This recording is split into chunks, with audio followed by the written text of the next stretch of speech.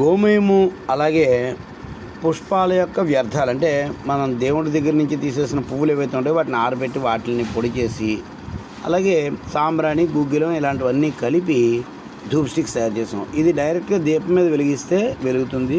పూర్తిగా ఒక అరగంట వరకు దీని యొక్క సుగంధం వ్యాపిస్తుంది అన్నమాట. ఇది ఒక విధానం, అంటే దీపం నుంచి డైరెక్ట్గా వెలిగించుకునే విధానం ఒకటి. రెండవది ఏంటంటే నీరాజనం ఇచ్చిన తర్వాత ఆ హారతి కుండంలో ఈ ధూప్ స్టిక్స్ ఉంచడం, అది రెండవ విధానం.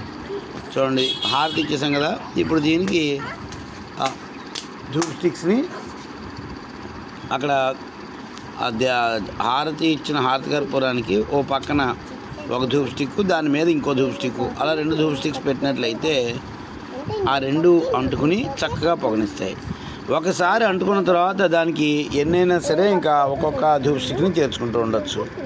ఇలా ఇవి వాడడం వల్ల పర్యావరణంలో పాజిటివ్ ఎనర్జీ పెరుగుతుంది, ఆక్సిజన్ శాతం పెరుగుతుంది. అలాగే గోమయం యొక్క వినియోగం పెరగడం వలన గోశాలల్ని పోషించే వాళ్ళకి ఒక ఆర్థిక సహాయం అవుతుంది.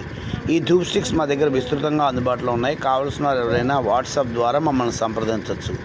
మా వాట్సాప్ నంబర్ 8247557718 అండ్ 9492050200.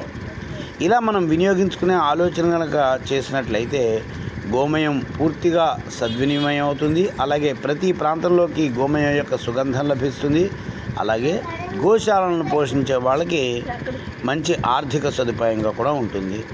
సర్వేభ్యః శుభం భూయాత్. వందే గోమాతరం. స్వస్తి.